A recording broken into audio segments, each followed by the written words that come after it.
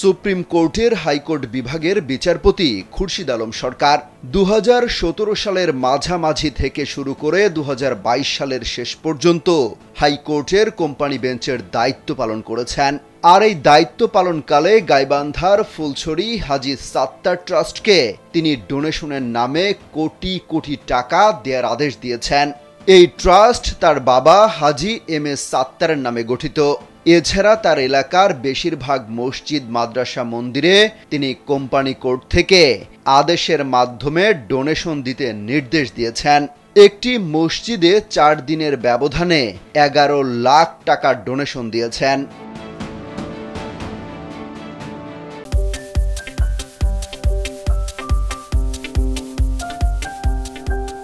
সংশ্লিষ্টরা বলছেন, কোম্পানি কোর্টের ডোনেশনের টাকা এলাকার মসজিদ মাদ্রাসায় দেওয়ার পেছনে তার রাজনৈতিক উদ্দেশ্য রয়েছে।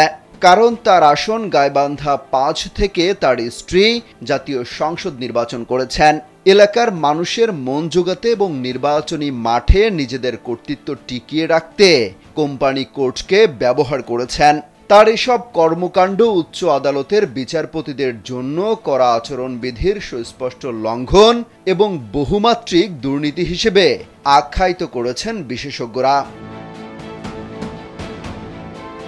সুপ্রিম কোর্টের ওয়েবসাইটের তথ্য অনুযায়ী বিচারপতি খুরশিদ আলম সরকার 2011 সালের 20 অক্টোবর হাইকোর্ট বিভাগের অতিরিক্ত বিচারপতি হিসেবে নিয়োগ পান। তার বাবার নাম আলহাজ এম এ সাত্তার সরকার এবং মা আসমা সাত্তার। বাড়ি গাইবান্ধার ফুলছড়ির কালীর বাজার। তিনি 2013 সালের 7 অক্টোবর হাইকোর্ট বিভাগের স্থায়ী বিচারপতি হিসেবে নিয়োগ পান। এরপর থেকে তিনি বেঞ্চের একজন জুনিয়র বিচারপতি হিসেবে দায়িত্ব পালন করছিলেন। 2017 সালের মে মাসের দিকে তাকে হাইকোর্টের একক কোম্পানি বেঞ্চের দায়িত্ব দেওয়া হয়। এরপর থেকেই কোম্পানি কোর্ট থেকে ডোনেশনের নামে টাকা বাগিয়ে নিতে শুরু করেন। অনুসন্ধানে জানা গেছে, কাজী ফার্মস লিমিটেড কোম্পানি আইনের 228 ও 229 ধারার অধীনে আত্রাই পোল্ট্রি লিমিটেড সহ 49টি কোম্পানির হস্তান্তর গ্রহীতা হিসেবে হাইকোর্টে আবেদন করেন। এই আবেদনের পরিপ্রেক্ষিতে 2020 সালের 2 সেপ্টেম্বর বিচারপতি খুরশিদ আলম সরকার একটি রায় দিয়েছেন।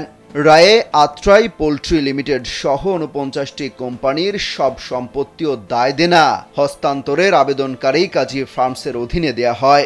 আদেশ দানের 14 দিনের মধ্যে রায়ের একটি সত্যায়িত অনুলিপি জয়েন্ট স্টক কোম্পানির রেজিস্ট্রারের কাছে জমা দিয়ে কাজী ফার্মসের নামে নিবন্ধন করতে বলা হয়।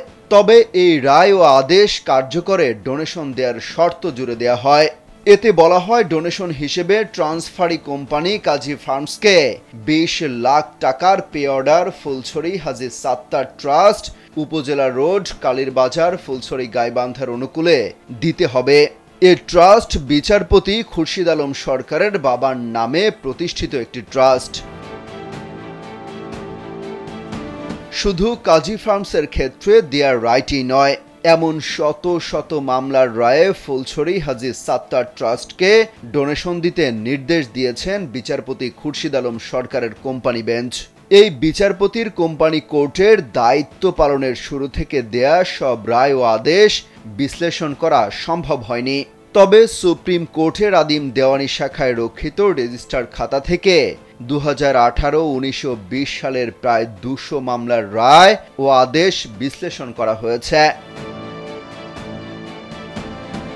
এতে দেখা গেছে, অন্তত 65টি মামলার রায় ও আদেশে ফুলছড়ি হাজী সাত্তার ট্রাস্টের নামে ডোনেশন দেওয়ার নির্দেশ দেওয়া হয়েছে।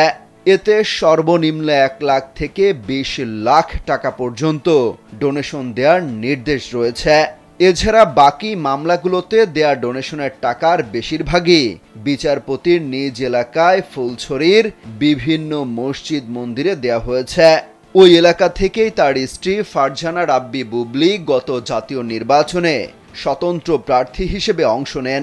বিশ্লেষণ করা রায় ও আদেশগুলোর মধ্য থেকে অন্তত 5টি মামলার রায় ও আদেশের কপি উত্তোলন করা হয়েছে।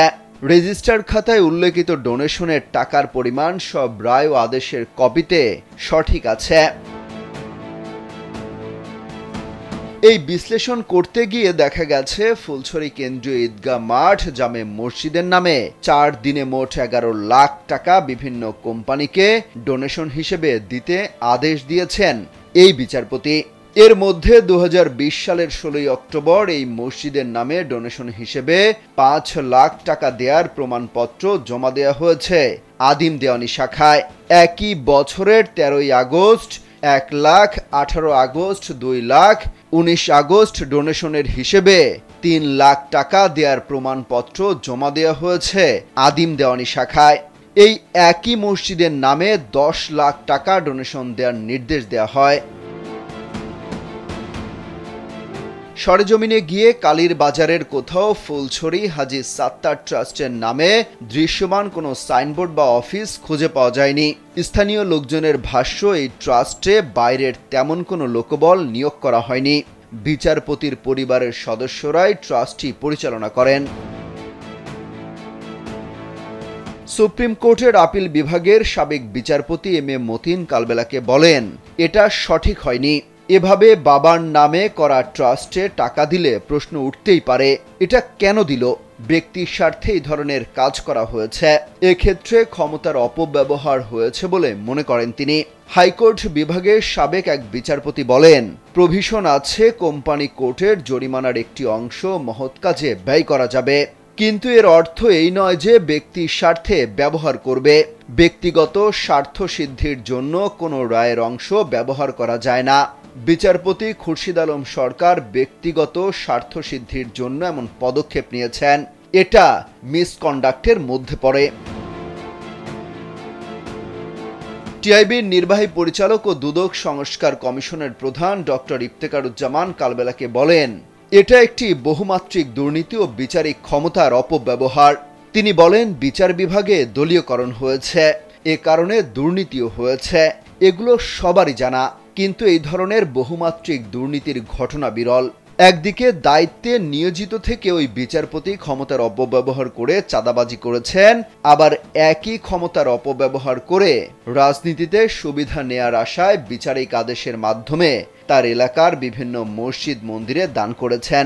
তিনি আশা করেন প্রধান বিচারপতি অনতিবিলম্বে এই বিচারপতিকে বিচারের আওতায় আনবেন, দৃষ্টান্তমূলক শাস্তি দিয়ে নজির স্থাপন করবেন। অমিত হাসান রবিন, কালবেলা।